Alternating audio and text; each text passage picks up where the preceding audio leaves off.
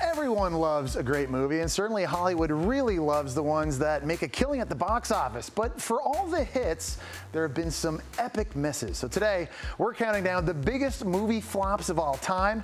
And joining me now is Adnan Virk, my pal from ESPN, who knows movies almost as well as he knows college football. So Adnan, you're a host of a movie podcast called Cinephile. Nobody hands out Maple Leafs like you, so you obviously know your stuff. And the first box office bomb we're talking about, I gotta be honest, it's a movie I've never even heard of. The Adventures of Pluto Nash. Adnan, who even starred in that movie?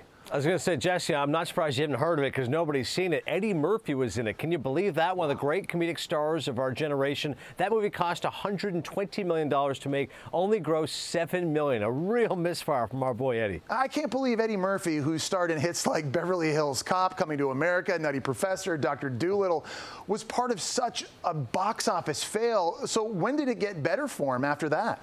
It is pretty shocking, Jesse. I just watched Coming to America again. When you think of garbage, think of Hakeem. But unfortunately for Eddie, he was making a lot of bad movies. Norbit was really poor. Meet Dave did bad. Thankfully, some family-friendly hits in there with Dr. Dolittle, and did receive a lot of critical reviews were positive for Dreamgirls. But there's been some messes in there. All right, next up, we're going to tackle another sci-fi movie on the list, Battlefield Earth. Adnan, what went wrong there? Oh, man. So this is one that no studio wanted to touch for a while, Jesse. But John Travolta, who was a Scientologist, said, I want to make this film. L. Ron Hubbard, the source material, of course, the founder of Scientology. And nobody was interested in this film at all. Lost $73 million. And let me tell you something, Jess. You look great on the show. You have a lot of attractive people there. There's nothing more unattractive than John Travolta in Battlefield Earth. Lizard tongue and dreads. It was a tough watch all the way around. Dreadlocks are tough. Losing $73 million, that's like your average yearly salary. Okay, next movie, Dances with Wolves. Adnan loved this movie, but it was Kevin Costner's next movie that failed miserably, Waterworld. What happened there? You know, the Academy, Jesse, loves when actors can become very talented and successful directors. Robert Redford did that, of course, to Ordinary People, won Best Director. And Costner's so great in The Untouchables and other films of the 80s, then wins an Academy Award for directing Dances with Wolves. But after that, Waterworld was a real misfire. $200 million budget, got mixed reviews, a lot of stories about it going over budget and issues for the entire crew. So that was a disappointment. And if you thought that was bad, The Postman was even worse. Both times he made movies about post-apocalyptic action films. The Postman got worse reviews than Waterworld and made even less money. Costner, stay away from those big budget epics. Not going to work. Yeah, weird movie choices. We're talking about some big names here. We've ripped off Eddie Murphy, John Travolta, now Kevin Costner. Got another one for you. What about Johnny Depp?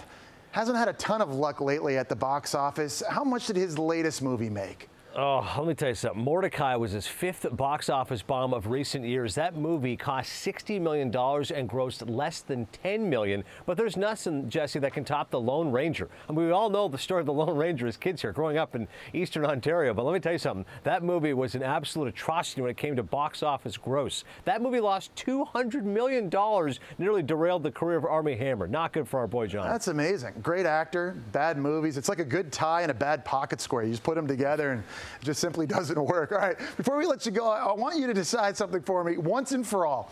Ben Affleck, Jennifer Lopez. Did they break up back in the day because Gigli bombed at the box office? It was atrocious.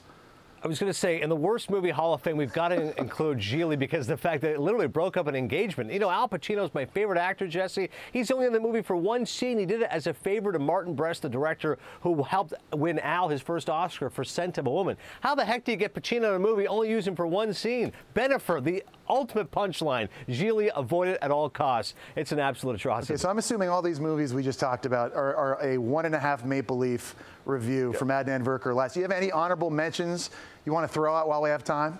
I was going to say 1.5 is generous, but Heaven's Gate is a really bad movie from the past. Nothing But Trouble, which is actually with a couple of Canadians. I know it pains you and me. Dan Aykroyd, John Candy's a really bad movie. And Stop or My Mom Will Shoot. Estelle Getty, Sylvester Stallone, one of the all-time stinkers. It was brutal. Those are all 1 Maple Leaf or less. But Adnan Virk always delivering 5 Maple Leaf star reviews. Thanks so much for being with us. And make sure you download his movie podcast, Cinephile, available on ESPN app and iTunes.